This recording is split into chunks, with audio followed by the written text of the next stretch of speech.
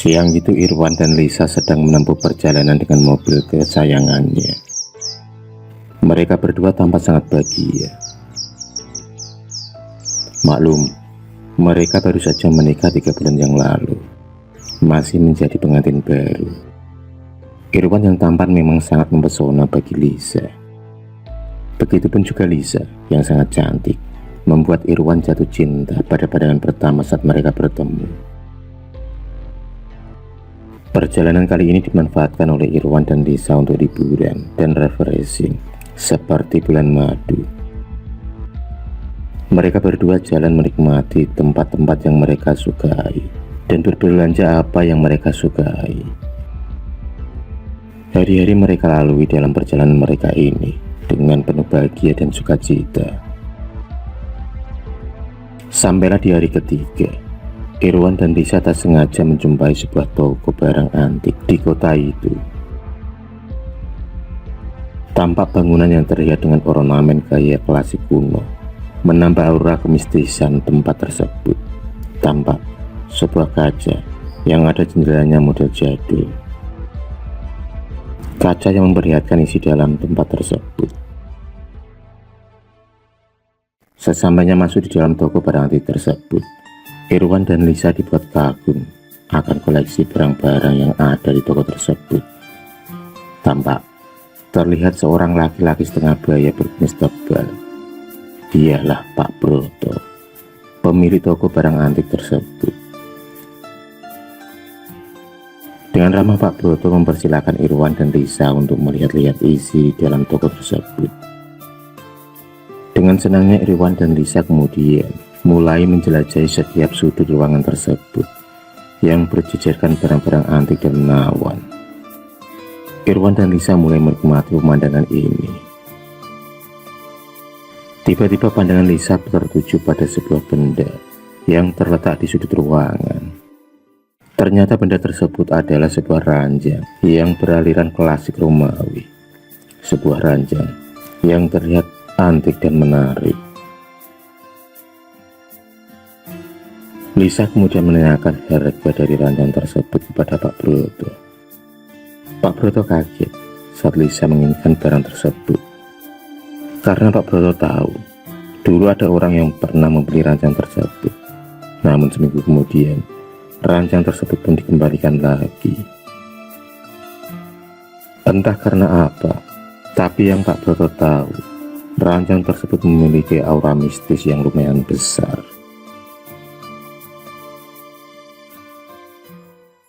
Irwan sebagai sang suami kemudian memantapkan untuk membeli ranjang yang Lisa ingini.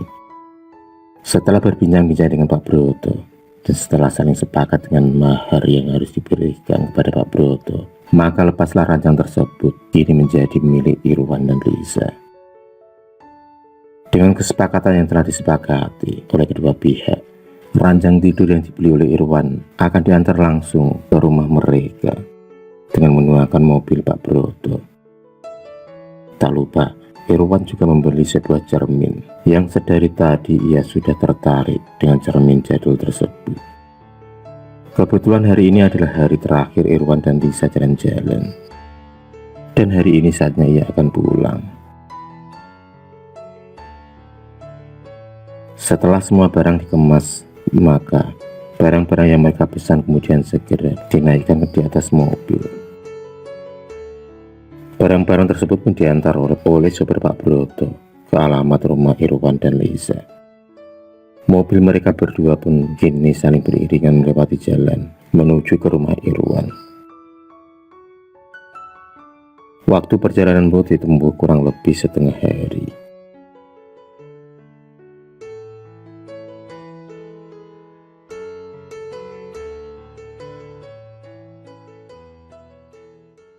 Akhirnya sampai juga Irwan dan Lisa di depan rumahnya bersamaan dengan mobil Pak Broto yang mengantarkan ranjangnya. Dan segera Irwan dan Lisa masuk ke dalam rumah yang telah dibukakan pintunya oleh Bik Marni, pembantu di rumahnya. Maklum, mereka adalah pengantin baru, tapi mereka sudah menempati rumah baru. Sopir Pak Broto yang bernama Mas Agus dan pegawai Pak Broto yang bernama Yudi segera menurunkan barang-barang yang telah dibeli oleh Mas Irwan. Dengan hati-hati, mereka kemudian menurunkan barang tersebut. Dan atas permintaan dari Irwan, mereka segera menaruh ranjang tersebut untuk dibawa masuk ke dalam kamar yang tampak mewah dan besar. Kamar kedua Irwan dan Lisa.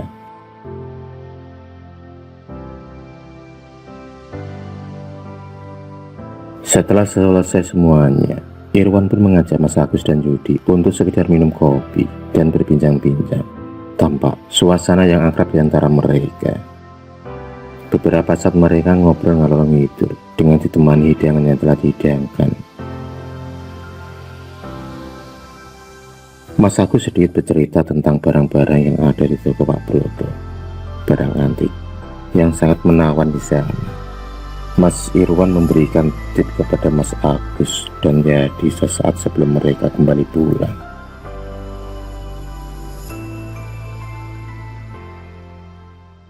Malam itu karena kecapean, Irwan dan Lisa tertidur pulas di kamar utamanya. Seakan suasana malam itu telah membius mereka berdua untuk tertidur dengan pulasnya. Suara-suara jangkrik dan binatang malam menambah syahdu malam itu. Mereka tidur berpelukan, pelukan yang sangat mesra. Di sisi lain, Mbok Marni malam itu tak bisa tidur di kamarnya. Ia merasakan ada hal yang sangat aneh malam itu. Hal yang seakan membuat tubuhnya merinding. Dan perasaan itu pun tiba-tiba datang dan menggelayut di pikiran Mbok Marni. Di atas kasurnya ia tampak cemas dan tak bisa tidur. Tanpa disadari oleh Irwan dan Lisa dan oleh Mbok Marni, di dalam kamar utama yang kedua terlihat ranjang yang dibeli oleh Irwan tampak bergetar pelan. Dan tak lama kemudian, tiba-tiba terlihat seorang wanita muda yang memakai gaun berwarna merah berada di atas ranjang tersebut, duduk di tepi ranjang. Terlihat wajah yang separuh cantik dan separuh rusak mengerikan.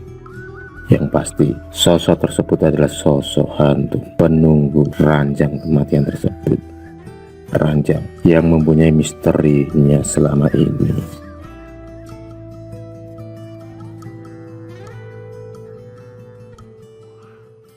Sejenak kemudian, wanita tersebut pun turun dan berdiri berjalan melangkah tanpa menapakkan kakinya di lantai. Gaun merah yang dipakainya tampak mengeluarkan aura darah kematian, merah yang menyerupai darah. Namanya juga hantu. Sosok perempuan itu pun menembus dinding kamar tersebut dengan mudahnya.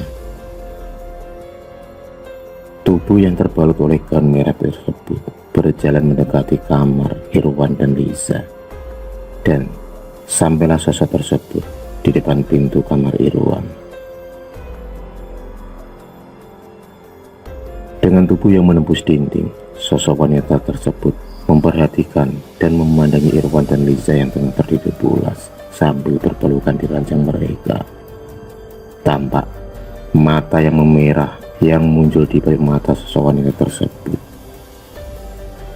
Irwan dan Lisa tidak sadar akan kedatangan sosok tersebut.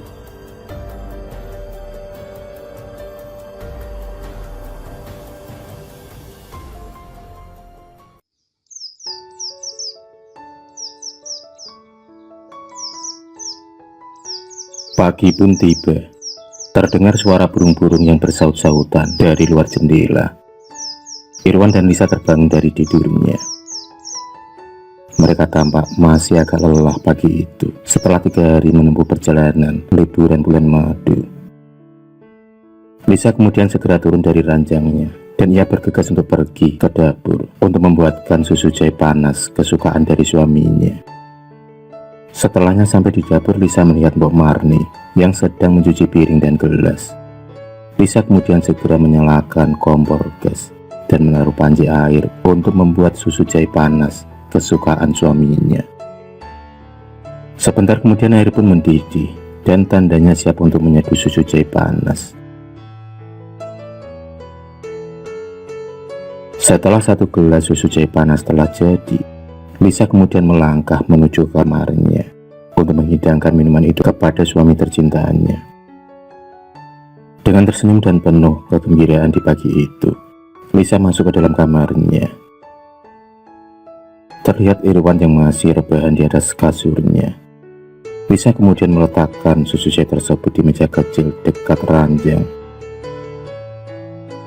Setelah menawarkan minuman tersebut, Lisa pun kembali bergegas untuk ke kamar mandi. Lisa segera melangkah keluar kamarnya dan berjalan menuju ke kamar mandi.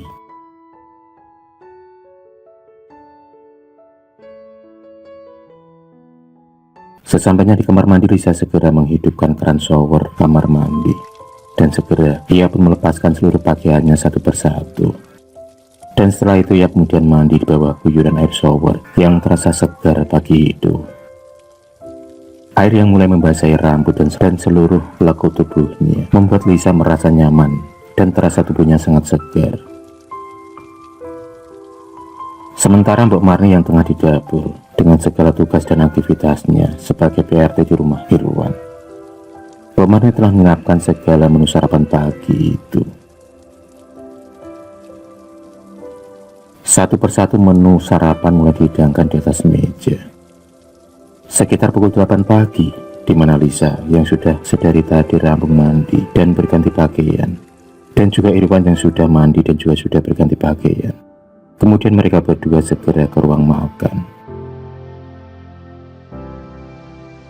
Mereka akhirnya sarapan berdua pagi itu. Tampak hidangan sarapan yang dibuat oleh Mbok Marni sangat menggoda selera makan mereka berdua. Mereka berdua lantas sarapan pagi dengan senyum manis tersungging di bibir mereka. Pagi yang indah dan ceria.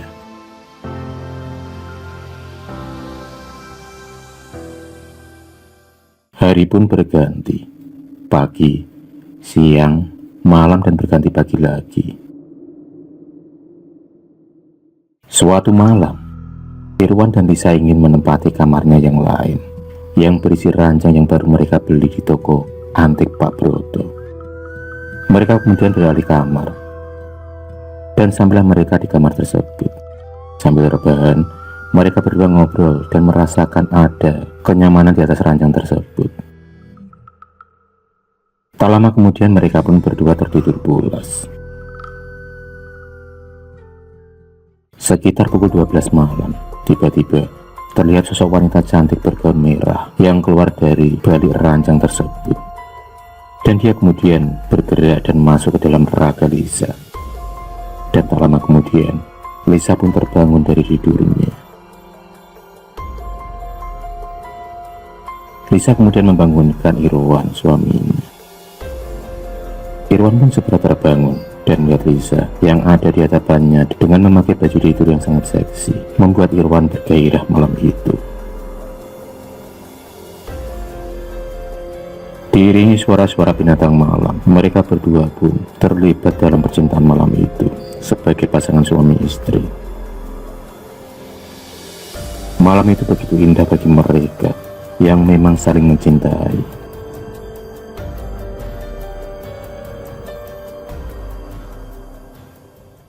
Tanpa disadari oleh Irwan malam itu, karena hawa murni tubuhnya mulai tersedot oleh sosok wanita yang merasuki tubuh Lisa. Saat bercinta itulah, hawa murni dari Irwan sedikit demi sedikit mulai tersedot oleh sosok perempuan tersebut, sosok misterius bergaun merah. Irwan dan Lisa tidak menyadari akan hal itu. Mereka tetap asik bersama, hingga mereka pun lelah dan tidur pulas.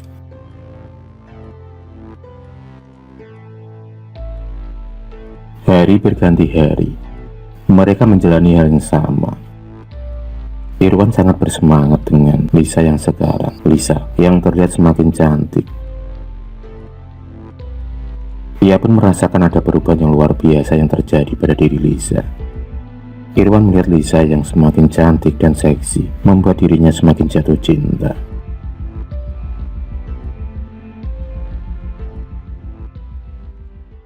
Suatu malam, Irwan sedang sendirian di rumah. Karena saat itu Lisa sedang menginap di rumah ibunya karena ada acara. Irwan tiba-tiba melihat sosok Lisa yang berjalan melintasi kamarnya. Irwan pun kemudian berjalan mengikuti sosok wanita tersebut yang ia sangka adalah Lisa. Dalam hatinya, kapan istriku pulang?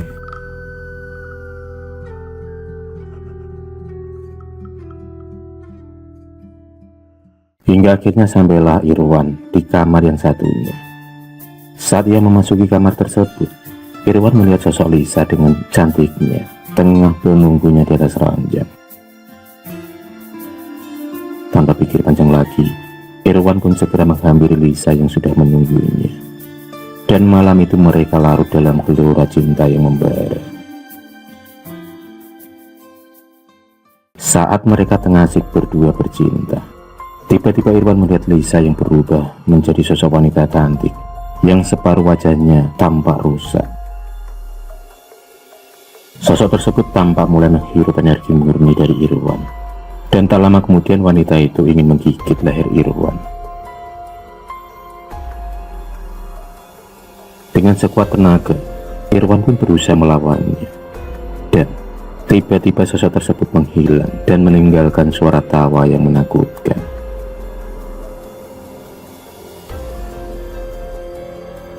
Irwan pun langsung berlari ke kamarnya. Di dalam kamarnya, di atas kasurnya, Irwan tampak ketakutan setengah mati. Keringat dingin bercucuran, dan ia masih tak menyangka dengan kejadian yang baru saja ia alami. Ia baru sadar kenapa akhir-akhir ini ia mudah capek dan pegal-pegal.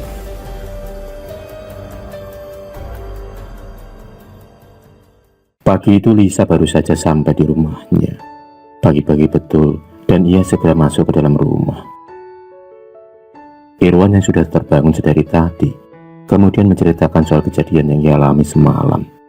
Dan ia yakin kalau ranjang yang mereka beli itu ada penunggunya. Bersamaan itu, datanglah tamu yaitu Pak Mudin yang ingin ke rumah Irwan. Pak Mudin tahu kalau di rumah Irwan ada yang janggal saat suatu malam ia lewat di depan rumah Irwan. Dan ternyata dugaan Pak Mudin benar, di ranjang itulah ada seseorang wanita yang dulunya mati terbunuh di atas ranjang tersebut. Atas saran dari Pak Mudin, Irwan disarankan untuk mengembalikan ranjang tersebut ke toko di mana ia membelinya. Irwan pun mengiyakan saran dari Pak Mudin dan segera ia menyuruh orang untuk mengangkat ranjang tersebut untuk dikembalikan ke toko antik Pak Broto. Dan akhirnya ranjang tersebut pun kembali berada di toko barang antik Pak Broto.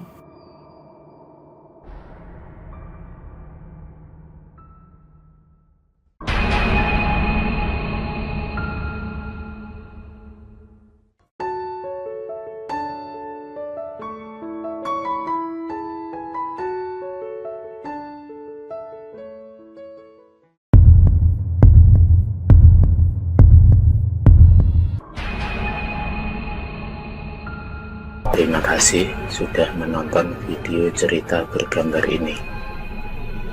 Klik subscribe untuk terus berlangganan video-video cerita bergambar selanjutnya.